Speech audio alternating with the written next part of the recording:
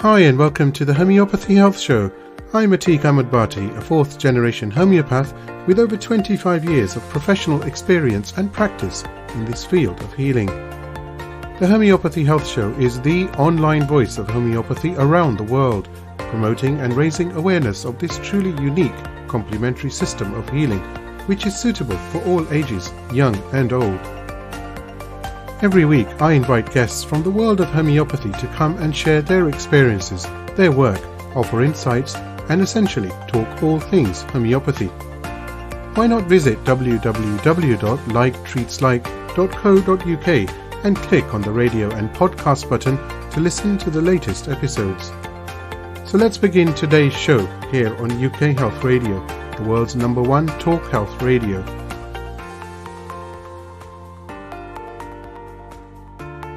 Hi and welcome to another episode of the Homeopathy Health Show here on the UK Health Radio Network. I'm Atik Ahmedbati. I do hope you are well and of course hope and pray you're in the best of health. My guest on today's show is Pailin Brzeski, a homeopath from the UK. Pailin specializes in the treatment of complex conditions from hormonal to musculoskeletal, neurological to developmental, with a special focus on trauma, toxicity and deficiencies. Pailin describes her prescribing as a multi-layered approach that encompasses the significance of the spiritual as rooted in the nuts and bolts of human chemistry. In the constant pursuit of learning, Pailin draws on the wisdom of Ayurveda, traditional Chinese medicine, nourishing traditions, new biology and of course homeopathy. Pailin also runs the group Homeopathy for Trauma and Grief. Pailin Brzeski, thank you so much. Welcome to the Homeopathy Health Show podcast here on UK Health Radio. Thank you for having me. It's a pleasure to be here. Yeah, wonderful to see you. I know you've had a very, let's say, busy day, or should I say hectic or manic? It's been a busy day, but it's been a very homeopathic day, actually. I've just come from a seminar with Ton Janssen, actually, as it happens, which we'll be talking about. Oh, interesting. That's I know that you've mentioned on your website as well, and that goes into some of the experience and learning and training that you've had. So I'm going to be fascinated, or should I say, we're all going to be fascinated to hear more. Pailin, I wanted to start with actually your journey to homeopathy. And on your website, which is formandheal.com, you've mentioned something, very, very interesting, which is that your first experience of homeopathy was about 20 years ago. And this was really to do with you suffering from recurrent infections. But even though homeopathy came to your aid as such and resolved the problem, it didn't convert you as such into homeopathy, but something else triggered your, let's say, reinvigoration and interest in homeopathy. So do share. Yeah, my first encounter with homeopathy is quite amusing, actually. I'd suffered a chronic recurrent infections, and it was actually my brother who was working in a health food shop at the time, and he said to me, "Why don't you try belladonna?" I took probably about 3 doses and the issue never returned. However, I didn't connect that it was anything to do with the remedy until years afterwards. And on reflection, I just couldn't understand how a tiny little sugar pilule could be capable. So I parked that, and I had really come from a place of being very drawn to alternative therapies, Ayurveda, Chinese medicine, myofascial, anything I could learn, but not homeopathy. It wasn't until really I had my daughter when she was a baby and very, very ill that homeopathy really found me, and that's when everything really began. So what was the next step as such? What did you do to get, out of your interest in homeopathy? What did you do? I mean, how did you move towards becoming a homeopath? Well, what fascinated me most was it was the miasms. I was absolutely fascinated, and of course, as someone who's not a practitioner, trying to find information on the miasms, I just couldn't really find anything substantial, but I was absolutely compelled to learn. And I just felt I had no choice. I had to study. So I enrolled at the College of Homeopathic Education based in London. And that's where everything started. And lo and behold, I was suddenly in a honors degree course, and I was committed to serious, intense training. It wasn't, I think it was about 3 years in until I realized this is not a hobby course. This is a serious thing that I'm doing here. But I was just compelled. I mean, it was just I absolutely fascinated, and I was very passionate about my studies, and I still am. I've continually studied ever since for 13 years now, postgraduate courses, training with various homeopaths. I'm just continually interested in learning and evolving my thinking, understanding about homeopathy, and beyond that, biology, chemistry, people, the world around us, and myself. Wow, that's busy. I mean, do you find like other homeopaths? I'm sure I certainly find myself after several years in this field of healing of homeopathy, you find that you start to be very observation. Plays a key part in understanding people, and in fact, the skill arises where you start to observe, and this is in a positive way. I mean, because when you observe, you actually learn more sometimes than just speaking to somebody. But through observation, a lot can be done, because a great amount of help can happen as a result of just observation, isn't it? Absolutely. And I think as you move through and become, time passes, and you learn to let go of your clipboard that you cling on to at the start when you're in the student clinic, and you write less and less notes, and you just allow that space between yourself and the person that you're working with. Absolutely. And I think one of the really interesting ideas that came to mind is a homeopath recommending that you take art lessons, life drawing lessons, because really you're in a space where you have to truly observe the person. And I thought that was a really interesting practice. So I did sort of include that in my part of my experience. But yeah, observation, whether you're online or in person, is really key. The other thing, there's actually a real beauty about this, because the listeners might be thinking, what do you mean observation? But when you actually understand somebody's mannerisms and traits, and you get to this stage where you can, I can't use the word you can understand them, but you can certainly be on a similar frequency to them, so that you know what they're going through.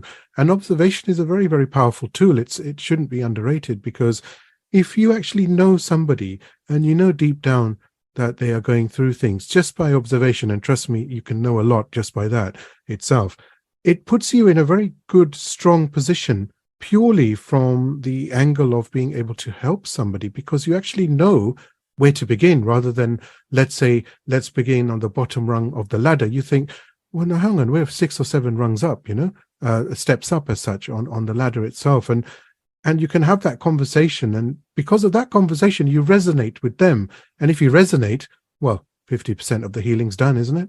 Absolutely. And that's what I explain to people. And what I realized myself is it's not just about well-chosen remedies. It's about the consultation, the exchange, the collaboration is just as significant. And in terms of observation, you can even pick that up from the emails that people will write to you. The way someone fills in their intake form, even before you meet them, there's already qualities that you can pick up from a person just by those means. So yeah, it's really key.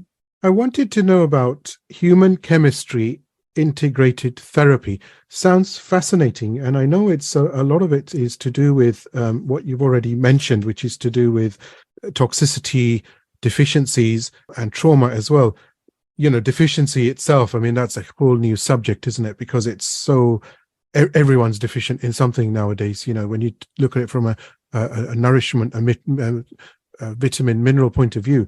But do share what human chemistry integrated therapy is, and also do share if there's a shorter version to that, because my mouth has just become very dry saying that twice. Yeah, absolutely. It's a mouthful. We call it HC for short. Okay. So yeah. I've been studying for 5 years now with Ton Janssen on an ongoing basis. Ton is a Dutch-based homeopath. Well, he's Dutch. And he has developed this methodology, which is really intriguing. I would describe it, it's very technical. Ton is a very technical prescriber.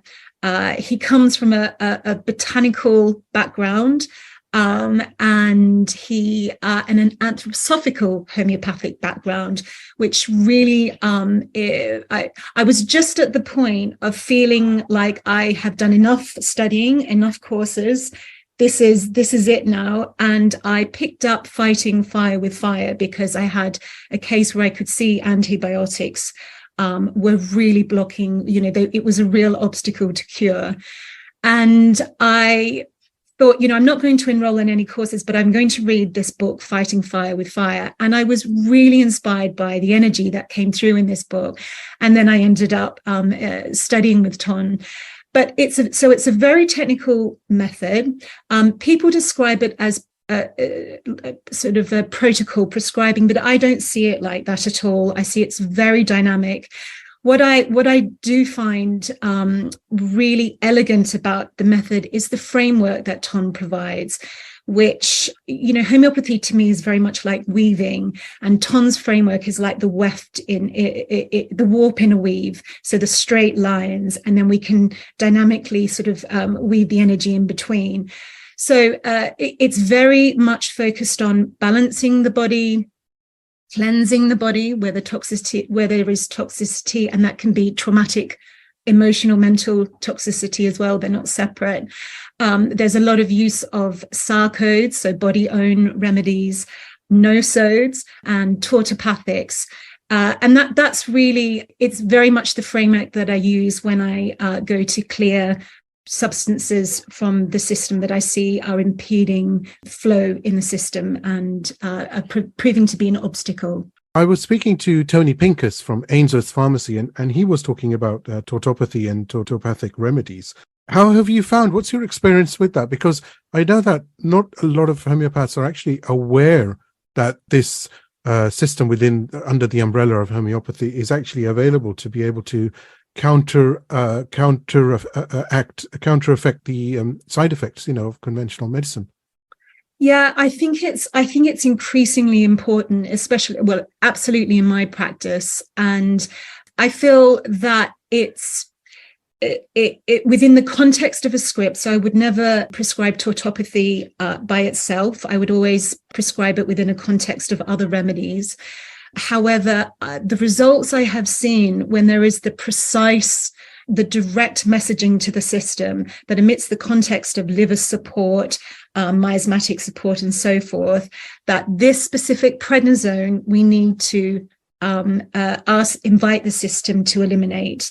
And I've seen, ultimately this is always about results, and the results that I've seen from this treatment, and my colleagues who also practice in their own ways using the HC method, it's really extraordinary, actually. And cases that seem very much stuck, they've been through many types of practices and different types of practitioners, or at the end of the line with medical treatment, and they don't know what to do. This becomes an excellent modality to use. So, yeah. Can you give us any examples? I'd love to give you an example, actually. So I've recently had a patient come with a follow-up from her first appointment. And the opening remedy was very much on historical trauma and loss, and a real deep sense of sadness in this lady.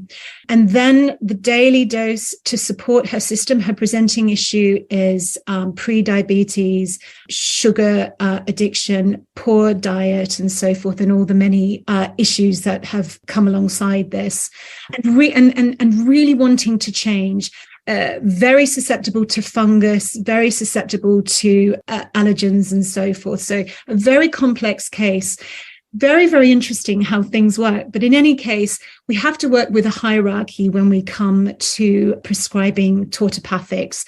So just because something was taken recently, we would not work back in a lineal way. We work back in terms of a hierarchy. So in this lady's situation, prednisone was a drug that I felt was at the very top of this hierarchy for her. So this was very much part of the framework, a combination of bowel no-sodes, it's more complex than just the bowel noces. It has candida and sarcodes and all sorts in there. So it's an incredible combination. And sugars in potency and some really interesting neurotransmitter remedies in potency and cholesterol. And in any case, she came back for her follow-up, and she'd actually written to me because before then, and then had her follow-up with me and told me she had experienced Lyme disease and co-infections as part of her complex story. And for the past 12 years, she'd had this bone pain and issue, on her calf, where she was initially bitten by a tick. Over the course of this very first prescription, so this hadn't even come into the first session because there were so many other things going on.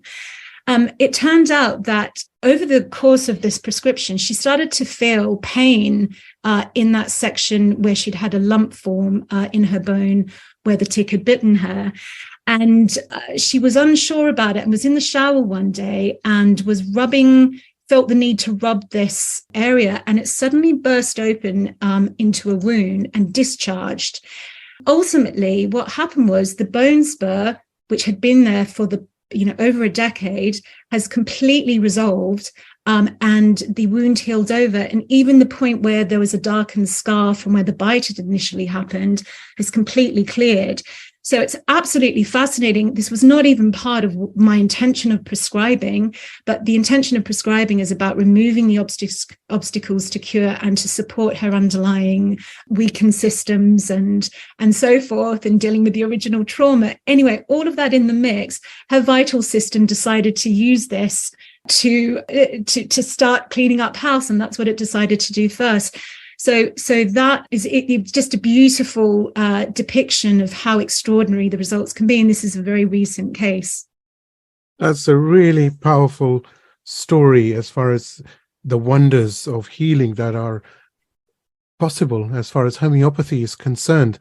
It's very interesting what you're saying, because as you were sharing that, I was just thinking that when we're sick, generally we call up a GP, or you go, for over-the-counter prescription stuff, or non-prescription, rather, should I say, or God forbid, you call the emergency services, or you call the hospital. You end up in A&E. But that's all fine and well, and medicine has its place. But it's fascinating that when you look at trauma and when you look at toxicity, that there is so much that needs to be done, because it's like all the experience and the memories that we have, all the experience we have as human beings, but then what makes us individual is our own personal experiences from childhood. And we learn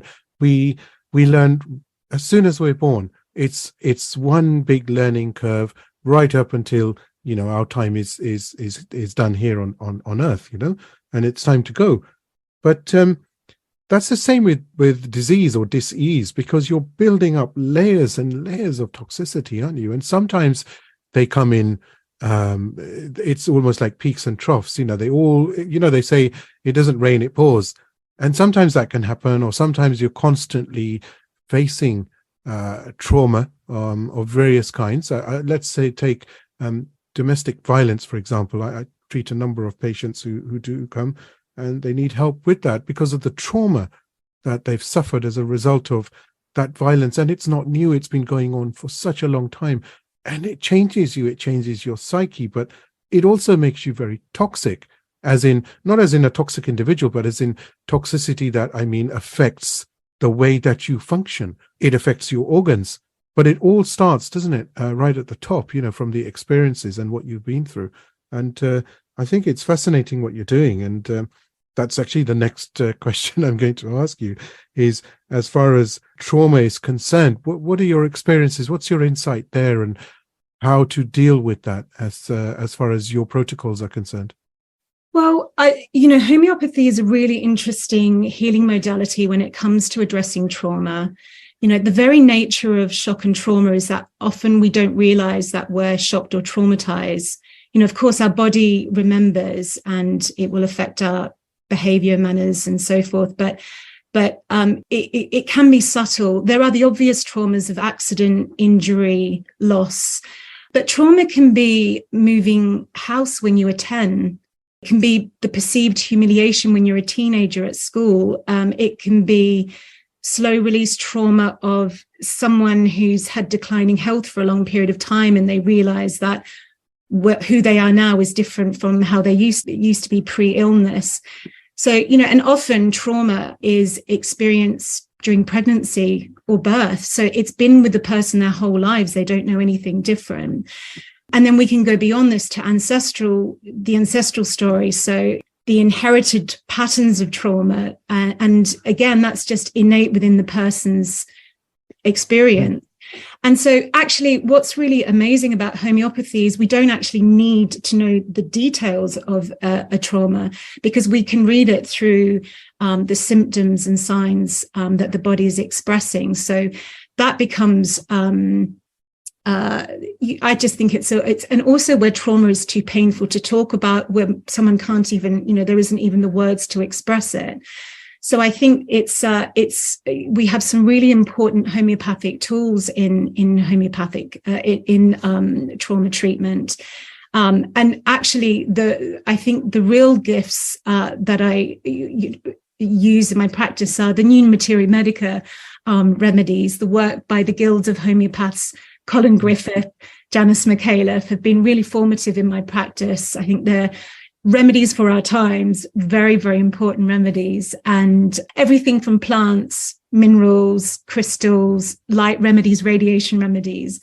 And so within the context, again, of using HC method, I will always be drawn to weaving these different types of remedies into my practice when treating trauma. Because for me, trauma is like a toxin.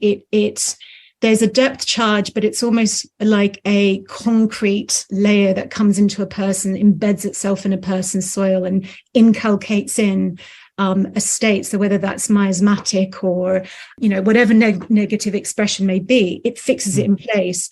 And so what we're doing with homeopathic treatment is we're not making it go away. We're holding a mirror up to the system to be able to reflect back the state it's holding on to. And then the system can make a decision on how to start to create movement in the system so we can start the healing process. Now, the healing process itself, you mentioned deficiencies and toxicity. So is there a lot of drainage remedies that are used? I mean, is it more of a cleansing of side effects first, or is it drainage to get to a ground level, ground zero as such, so you can start back up as far as restoration of health? Yeah, absolutely. So organ support, strengthening, drainage is all really important, absolutely important. Always liver and kidneys, are really key, but other systems as well. Lymphatic system is key. And, it depends on the features of the case. But I always want to do that, because to hold elimination, whether it's trauma, toxins, whatever it may be, there needs to be that scaffolding to hold that work. And that can be tissue salts. It can be all our well-known, loved organ drainage supported remedies. And there are many new remedies, again, with the Guild's work, excellent remedies that can be used in that way. You mentioned the Guild, and as hopefully the listeners will know, that Colin Griffith was on the podcast a few months ago now. And he was talking about his new book. One of the remedies in that new book is a more detailed analysis of the remedy Ferrum Magneticum. My God, is that a good remedy? It's such a timely remedy, and it's amazing. It's so in depth that just a few doses are sufficient to be able to see it working. Yeah, amazing, isn't it? It's amazing, and it's just an example of the remedies of our times. Yeah, I completely agree with you. And I think what's really special about this series of remedies are that they are very spiritual. They're very, Colin weaves in a real appreciation of life purpose and a person's true path. And really what I learned most from Colin is that healing is not about making the symptoms go away. We have to be heading somewhere. We need a horizon, and life purpose. I can see how I I didn't really appreciate how important that was until I'd started really becoming more in depth in my practice. So, these types of remedies really have keynotes that emanate around those themes. Now, that actually aptly moves us on to deficiencies. We all know that because of overproduction to feed the masses and, overproduction and farming itself, the minerals that we need are very much depleted. And of course, we have the option to take multivitamins, which a majority of people have now started to do. But it's really worrying, isn't it? Because so many people now present themselves with ailments which are actually a result of something really, really simple. And sometimes it can be just a mineral deficiency, which is creating a myriad of complications in well-being. Oh, it's so true. And as much as possible, simplifying things, although scripts can be, for myself, can be complex, simplifying things is so important. And we have to differentiate what is the drug effect that we're dealing with, what is a weak liver, what is the component there, and what is the fact that actually this person is low on iodine, so we can go through this absolute chasing our tail just through going through the medical system, seeing many different practitioners, and actually it can be a lot inadequate levels of magnesium or not taking the right type of bioavailable magnesium. So we have to look at this as practitioners. It doesn't need to be our specialty as such, but we really need to understand this. And of course we have magnesium, iodine, all of these are in our remedy pictures as well. But sometimes we need the actual material, really what we eat today becomes the cells that we make tomorrow. So sometimes we just need that. And again, this is part of the scaffold building that we need to work on. And it's always very, dependent on the individual. I do think when it comes to deficiencies, the other gift of homeopathy is when we're working, I always refer to it as working further upstream. When we do this on the energetic body, we become more capable of assimilating these nutritive substances when we do eat them. We can have the best supplements in the world, but if we have leaky tissues and we're leaking and we have, a weak liver and kidneys and so forth, we could be completely not utilizing these to their maximum sort of potential. Homeopathy is not just about coughs and colds, and it can resolve so many deep issues within the body. And of course, toxicity, and you mentioned heavy metals and so many other things like trauma, like we've mentioned, and in today's society, very much emotional imbalances, mental health conditions. It's just amazing because when you see that something, these small, minute doses which trigger the vital force, and actually where the vital force is so depleted, it's like a candle, isn't it? And the flame is just going out. And with homeopathy, that flame starts to burn and it gets brighter and brighter, and it's back to how it was supposed to be. And that in itself is it's a miracle, isn't it? It's the miracles of homeopathy. That's what it is. Yeah, and it's miraculous. And it's exciting for us as practitioners when we see these responses, not because of, isn't it wonderful what was chosen? What's really incredible is how amazing the body's intelligence and wisdom is. All it needs is to have the obstacles, the toxins, the traumas removed, and it knows what it's doing. Where it's deficient, it needs that support, and it will run with it. Okay, and it doesn't matter how extreme the pathology is, we will see a healing response with the right messaging provided to that person. It is amazing. I mean, I've had so many examples where I see people who are suffering from so much trauma and grief, and sometimes it's just a single dose or a few doses or a combination, whatever it is, at that time which is needed. The results are just amazing because the remedies, we're just a tool, a facilitator as homeopaths. So you're just facilitating between, the patient and the remedy as such, almost, you could say. But when you find that somebody recovers and they're able to get on with your life, and all that they've had is these minute energy signals, and the body is intelligent enough to understand those signals and say, do you know what? I need to heal myself, but before I do that, I need to sort this out because it's going to stop my healing. So let me sort that out. It's like going through roadworks, isn't it? The road is blocked. Now, unless you can't just bulldoze your way through the blockage, you have to remove the cones and whatever is in between, and then you can open the road, and it's a clear path to recovery. And I'm not sure if that's actually a very good example, but hopefully it's enough to sort of paint the picture of what homeopathy is able to do as far as healing is concerned, as far as clearing that path. Pailin, I was going to ask you, this is fascinating, we could talk for hours. Heavy metal toxicity, what's your take on this? Because nowadays, we've spoken about nutritional deficiencies, minerals and vitamins, but heavy metal toxicity in our generation, currently, it's prevalent, isn't it? Yeah, and it's a really good point, because we're not here to slog through every single toxin we've ever encountered, because that's just it. We don't need to do that. We just need to work in terms of, the hierarchy and what the hierarchy of toxicity is very key. Of course, heavy metal toxicity is important, but it's definitely not something that I would rush either. It's something that I would want to build a person up to be able to hold.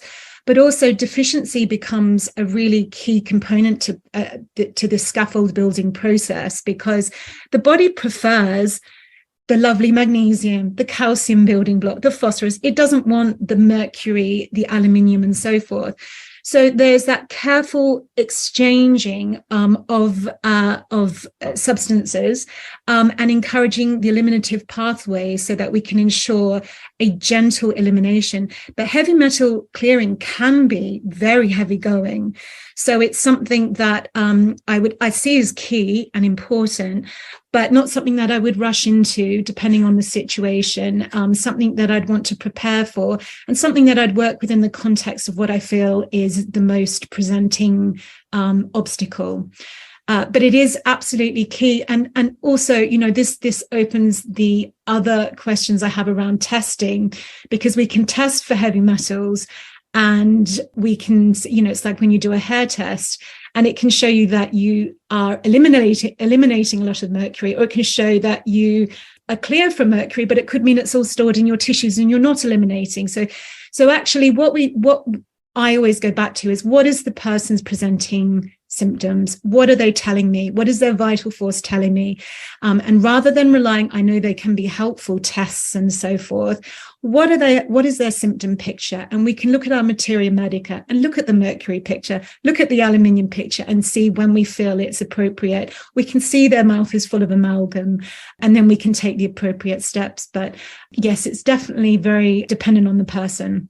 Now, something a bit lighthearted, I think. I was going to ask you, actually, do you have any hobbies? Do you I think we were talking off just before the recording, off air, and the way you described your day, I think I'd be surprised if you had time for a hobby. It's the same as me. I just don't. Actually, having said that, I do a bit of gardening, and the results are nice. I do find that very calming. But hey.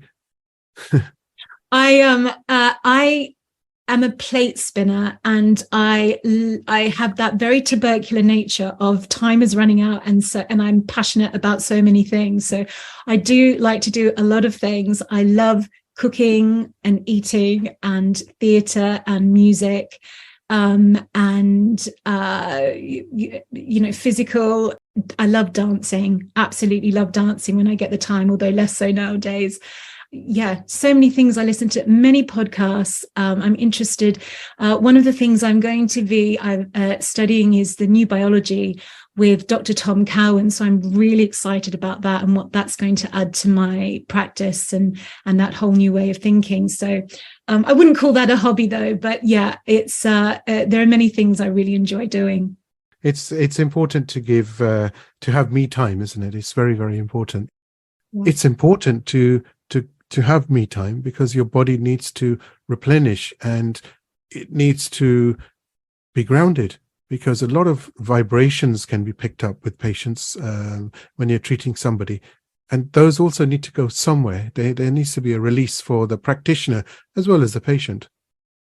It's really crucial, actually. And I've always, I just, hit the ground running with things. But working with people in trauma, especially, the things that you hear and you learn about people and what's possible in the world is can be very dark at times.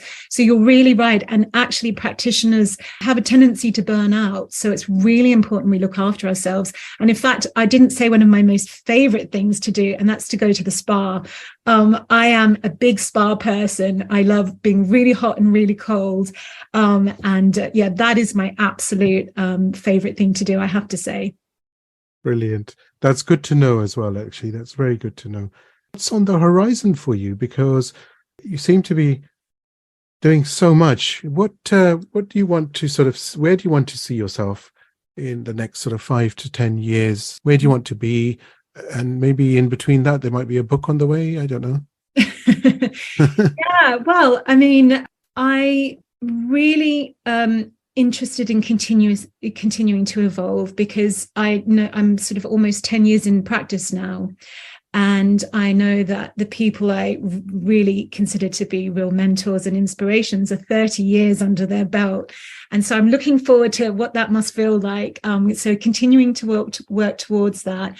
I mentioned the new biology. I'm really interested in challenging the assumptions in science and biology and really weaving that into my understanding as a practitioner. Really looking forward to doing that. I love travel. So my mother's actually Thai, and maybe at some point I'll be setting up a lovely tropical Thai-based point of practice, which would be amazing. And a wellness center, the Thai Homeopathic Wellness Center. Absolutely. Well, I mean, the Thai tradition is also already amazing because it has wonderful herbal and bodywork therapies. It's incredible. And, traveling to India, I love Ayurveda. I've started working with the Ayurskama clinic in Ayurvedic practice up in the Himalayas. And I'd like to pick up my studies with Dr. Shah there and, just continue traveling and learning. Amazing. That sounds really wonderful. Hey, you never know. If I get a chance, I'll join you. I'd love to go towards the Himalayas. I was speaking to Camilla Sher in one of the earlier podcasts, and she is in Tanzania, and she has Homeopathy for Health in Africa there. And she occasionally sends pictures through, or she shares them on social media, of the Himalayas. And you think, wow. And then I look at where I am and I think, and I'm thinking something didn't go right, did it? So you know what I'm going to do? I'm going to get one of those, you get the decals now, and you can paint, you can have a picture of an artificial window with like birds singing outside, and it's straight on the wall. Is a sticker, isn't it? Yeah, absolutely. It's funny how effective those things can be, like the fireplace that burns in the television. It does, though. Honestly, though, it is, isn't it? Yeah. Isn't it? Unless you got somebody very irate and they're saying, "What's that noise? What's that crackling noise?" Yeah, absolutely. The TV's on fire. Help! It's not. It's I've got to say, it's amazing how effective just having a background soundtrack of birdsong on, just subtle birdsong. It actually takes you into a place, even though you're working on your cases on your computer. It feels like you're in a forest in a way. It's quite extraordinary. Yeah, it is, absolutely. Pailin, with your myriad of experience here, I'm not sure these next two questions, whether you're going to find them difficult or not, but I do ask my guests now and again. But I wanted to ask you, what is your favorite remedy or remedies? Do share. Oh, it's like asking me what my favorite tune is. Really difficult to say. So many. What do I love? I love the remedy yellow. The remedy yellow, which is a color remedy, one of Colin Griffith's remedies. I just find that such an incredible remedy. Yeah, I just think it's amazing. And there's a real courage that comes with that remedy that expands back to karmic wounds. And it's very practical. It really resonates with the base, our base fears, but also our liver. So it's a real courage inspiring remedy. And I find it really gives people courage to undergo the healing process as well. It's a beautiful support. So that's one of my favorites that pops into my mind. I love I love the SAR codes. I love them all, but remedies like pineal gland, and I find the pineal gland's a very interesting remedy, and I've seen beautiful responses to it. So that's one of my key remedies. And then there'll be 101 other remedies that I'll think of when we finish speaking. But yeah, they're the two that pop into my mind. Interesting choice of remedies, indeed. I've always found the color remedies work really, really well for organs. They're really applicable, and there's a lot of depth in those, and they should never be underrated. They are actually very deep acting and remedies with amazing results. Yeah, it's so true. And I find the gem remedies as well are extraordinary. They're obvious that they're almost like gems are like, and crystals are like light materialized, aren't they? So, and of course, with the combinations that you can create, I love making triad remedies. I practice a lot with triad remedies, and I find it so creative. I mean, homeopathy is a very creative practice. But, having the color there, and you can augment the qualities of the other remedies that you're adding into these triads. You can have something very intense and profound. A real key remedy like thymus gland is another favorite remedy of mine. And with a color remedy and a crystal remedy, or with another, even with a polycrest, and it really creates something more than the sum of its parts. So this is all very exciting stuff, really. So, but any remedy can be fascinating. I mean, I used to remember when I first started, I thought bryonia was the most boring remedy in the world, until one day when I needed bryonia and my head was spinning. It was horrendous. And I had a moment where a line from a lecture came into my head, and I was kind of feeling my way to get remedy after remedy. And suddenly bryonia came into my mind. This was just after I'd finished studying. And it was like a miracle. It was like a miracle. I would never underestimate, these so-called old remedies again. So no, I appreciate all remedies. My one was calendula. Again, until I needed it, and until I found how effective it is for healing wounds post-surgery and so forth, tissue damage and whatnot. So yeah. It's something to be experienced with, isn't it? You can never write anything. I think every single homeopathic remedy that's in use has phenomenal healing capabilities. It's just you have to experience them. Absolutely. And actually, it's really interesting you mentioned calendula, because we all get used to it as the wound healer, and it has an amazing effect. But when we start to increase, potency is really interesting. And when we start to raise the vibration of calendula, it becomes the most extraordinary remedy. I mean, in terms of the ancestral wounds, and we have like cut wounds that we have on our flesh, and then as we raise the vibration in potency, we have the ancestral karmic wounds, and calendula is an excellent remedy to consider in that aspect. So these seemingly quiet remedies have so much to explore and to learn about. Pailin Brzeski, it's been an honor to have you as a guest on the Homeopathy Health podcast. There's so much left actually to talk about, and I do hope later this year you will come back and we can talk some more about your experiences and insights in as far as homeopathy is concerned. But I really wanted to thank you. I mean, I think it's what you've shared is very very timely. Thank you for having me. It's been great. So I look forward to talking to you very, very soon. Thank you. Yes, thank you very much. I look forward to speaking to you again. Fantastic. I do hope you've enjoyed the Homeopathy Health Show here on UK Health Radio, the world's #1 talk health radio.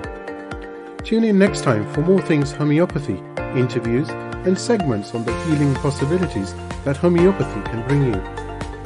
And don't forget to visit UK Health Radio online at www.ukhealthradio.com to see the many other amazing shows available to listen live and on demand. Or why not download the app from the iOS and Android stores. Until next time, stay safe and take care.